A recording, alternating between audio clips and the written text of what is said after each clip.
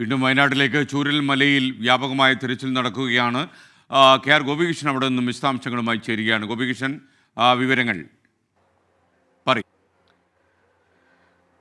SKN ഇന്നിപ്പോൾ ഈ തിരച്ചിൽ അവസാന ഘട്ടത്തിലാണെന്ന് നമുക്ക് പറയാം. ഈ കാണുന്ന ദൃശ്യങ്ങൾ SKN നമ്മൾ സമാനമായ ദൃശ്യങ്ങൾ ധാരാളം കണ്ടിട്ടുള്ളതാണ്. ഇതെല്ലാം വലിയ ജനവാസം ഉണ്ടായിരുന്ന വീടുകളാണ്. ഈ വീടിൻ്റെയൊക്കെ ഭിത്തിയുടെ ഏറ്റവും മുകൾ വരെ മണ്ണ് അടിഞ്ഞുകൂടി കിടക്കുന്നതായിരുന്നു. ഇപ്പോൾ ഈ കഴിഞ്ഞ ഈ തിരച്ചിൽ നടത്തുന്ന സംഘം പറയുന്നത് ഈ ദിവസങ്ങളിലൊക്കെ ഈ പ്രദേശങ്ങളിൽ തീർച്ചയായിട്ടും ഇവിടെയെല്ലാം മൃതദേഹങ്ങൾ ഉണ്ടാകാനുള്ള സാധ്യതയുണ്ടെന്നാണ്. അതിനവർ പറയുന്നത് ഇതുവരെ ചെളി മൂടിക്കിടക്കുകയായിരുന്നു, അവിടെ വെള്ളക്കെട്ടുണ്ടായിരുന്നു, അതുകൊണ്ടാണ് മൃതശരീരങ്ങളുടെ അവശിഷ്ടങ്ങളുടെയും ഒന്നും ഗന്ധം പുറത്തു വരാതിരുന്നത്. പക്ഷേ ഇപ്പോൾ വെള്ളമൊക്കെ താഴ്ന്നിരിക്കുന്ന സാഹചര്യത്തിൽ ഇവിടെ ഇനി കൂടുതൽ മൃതശരീരങ്ങളോ ശരീരഭാഗങ്ങളോ ഒക്കെ കിട്ടാനുള്ള സാധ്യതയുണ്ട് എന്നാണ്. അതുകൊണ്ട് ഇന്നത്തെ തിരച്ചിൽ പ്രധാനമായും കൃത്യമായിട്ട് മാർക്ക് ചെയ്യപ്പെട്ടിട്ടുള്ള ഭാഗങ്ങളിലാണ്. മാത്രമല്ല സൈന്യത്തിന് അതിനൊരു രീതിയുണ്ട്, ആ രീതിക്കനുസരിച്ചിട്ടാണ് ഇപ്പോൾ തിരച്ചിൽ നടക്കുന്നതെന്നാണ് നമുക്ക് മനസ്സിലാക്കാൻ കഴിയുന്നത്. മുൻപ് പുത്തൂർമലയിലും അതുപോലെ തന്നെ പുത്തൂർമലയിലൊക്കെ ഉണ്ടായിട്ടുള്ള അപകടങ്ങളിൽ സൈന്യം നടത്തിയിരുന്ന തിരച്ചിൽ എന്ന് പറയുന്നത് കൃത്യമായിട്ട് അവർ മാർക്ക് ചെയ്യുകയായിരുന്നു. ആദ്യം അവർ ഓരോരോ ഭാഗങ്ങളായി തിരിച്ച് അവിടെ ഓരോ മണ്ണുമാന്തി യന്ത്രങ്ങൾ വന്ന് ആ പ്രദേശങ്ങളിൽ കൃത്യമായി മണ്ണ് മാന്തി എടുത്തിട്ടാണ് അവിടെ മൃതശരീരങ്ങൾ ഉണ്ടോ എന്ന് പരിശോധിച്ചിരുന്നത്. പക്ഷേ ഇവിടെ ഇതുവരെ ആ തരത്തിലായിരുന്നില്ല പരിശോധന. ഇപ്പോൾ ഇന്ന് മുതൽ വളരെ കൃത്യമായി സൂക്ഷ്മതയോടുകൂടി ആ പരിശോധനയിലേക്ക് കടക്കുന്നു എന്നാണ് നമ്മൾ മനസ്സിലാക്കുന്നത്. ഈ ചെളി മൂടിക്കിടക്കുന്ന ഈ പ്രദേശങ്ങളിൽ, ഇതിൻ്റെ തൊട്ടപ്പുറത്തെ പ്രദേശങ്ങളിലേക്ക് ഇരച്ചു കയറി എത്തിയ മലവെള്ളത്തിൽ അവിടെ മൃതശരീരങ്ങളുടെ അവശിഷ്ടങ്ങൾ കണ്ടെത്താനുള്ള സാധ്യതയുണ്ട് എന്ന ഒരു ഉറച്ച വിശ്വാസത്തിലാണ് ഇപ്പോഴവിടെ നടക്കുന്നത്, തിരച്ചിൽ നടന്നുകൊണ്ടിരിക്കുന്നത്. മാത്രമല്ല ഇന്നത്തെ ഒരു തിരച്ചിലിൻ്റെ ഒരു പ്രത്യേകത, നേരത്തെ നമ്മൾ റിപ്പോർട്ട് ചെയ്തതുപോലെ തന്നെ സൂചിപ്പാറയ്ക്ക് തൊട്ട് താഴെയുള്ള സൺറൈസ് വാലിയിൽ അവിടെ ദൗത്യസേനയെ ഇറക്കിയിട്ടുള്ള പരിശോധന നടക്കുന്നുണ്ട്. പുഴയുടെ മറുഭാഗത്തേക്ക് കടക്കാൻ കഴിഞ്ഞില്ല, ആ പ്രദേശങ്ങളിലേക്കും തിരച്ചിൽ പോകുന്നു.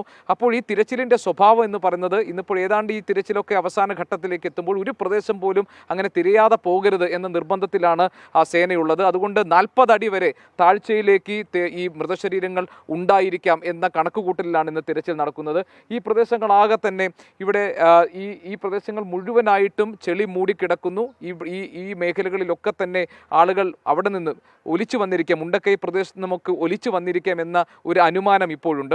മാത്രമല്ല SKN ഇപ്പോഴും ഈ മരണത്തിൻ്റെ കണക്ക് സംബന്ധിച്ച് 224 എന്നതാണ് സംസ്ഥാന സർക്കാർ ഔദ്യോഗികമായി പറയുന്നത്. 152 പേരെ ഇനിയും കാണാനുണ്ട്, അവരെക്കുറിച്ചുള്ള വിവരങ്ങൾ കിട്ടാനുണ്ടെന്നാണ്. പക്ഷേ ഇവിടുത്തെ പ്രദേശവാസികളോട് സംസാരിക്കുമ്പോൾ നമ്മൾ മനസ്സിലാക്കുന്നത് റേഷൻ കാർഡുകളിലൊക്കെ പേര് രജിസ്റ്റർ ചെയ്തിട്ടുള്ള ഈ മേപ്പാടി പഞ്ചായത്തിലെ 10, 11, 12 വാർഡുകളിൽപ്പെട്ടവരുടെ വിവരങ്ങളാണ് ഇതുവരെ പുറത്തു വന്നിട്ടുള്ളത്. പക്ഷേ നമുക്കറിയാം ആ ഫാക്ടറികളോട് ചേർന്ന് കിടക്കുന്ന പാടികളുണ്ട്, ആ പാടികളിൽ അനധികൃതമായി പോലും താമസിച്ചിരുന്നു. അതായത് ആ ഒരു പാടിയിലെ ഒരു ഭാഗം, ഒരു റൂം എന്ന് പറയുന്നത്, അതായത് ഒരു ഹോളും ഒരു അടുക്കളയും അടങ്ങുന്ന ആ ചെറിയ പ്രദേശമായിരുന്നു. അത് ഒരു തൊഴിലാളിക്ക് കൊടുക്കുമ്പോൾ അവിടെ അതിന് പുറമെ കൂടുതൽ ആളുകൾ അവിടെ താമസിച്ചിരുന്നു എന്നാണ്. അപ്പോൾ ഇതിൻ്റെ ഒന്നും കൃത്യമായ കണക്ക് സർക്കാരിൻ്റെ കയ്യിലില്ല. അതാണ് നേരത്തെയും ഉണ്ടായിരുന്ന പ്രശ്നം. ഇതര സംസ്ഥാന തൊഴിലാളികളൊക്കെ എത്ര പേർ ഈ ദുരന്തത്തിൽ പെട്ടിട്ടുണ്ടാകാം എന്നത് സംബന്ധിച്ചിട്ടുള്ള തികഞ്ഞ അവ്യക്തതയാണ് ഇപ്പോൾ ഉള്ളത്. ഈ പാടിയിലൊക്കെ ധാരാളം ആളുകൾ അവിടെ തിങ്ങിപ്പാർത്തിരുന്നു. അതുകൊണ്ട് അവർക്കൊക്കെ എന്ത് സംഭവിച്ചു, അവരൊക്കെ ഈ ദുരന്തത്തിൽ ഈ മൺകൂനയിൽ എവിടെയെങ്കിലും പെട്ടിട്ടുണ്ടോ എന്ന കാര്യത്തിൽ ഇപ്പോഴും വ്യക്തതയില്ല. ഒരുപക്ഷെ